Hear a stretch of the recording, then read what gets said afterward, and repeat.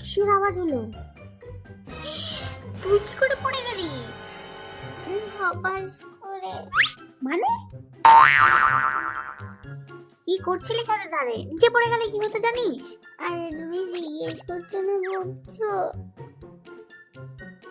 ইস, আর কি, এটাই তো পারো খালি বদমাইশি করবে, ধূপধাপ করে পড়বে শুধু। দেখি নাকটা। ইস, কত জায়গায় ছড়েছে। আমি ইচ্ছে করে পড়েছি নাকি? ওই যে ওই পাখিটা আমাকে ফেলে দিল আমার সাথে তাই? ঝগড়া করতে করতে রেগে গিয়ে। ও তাই? তা পাখি কি ইটের উপর উঠতে বলেছিল?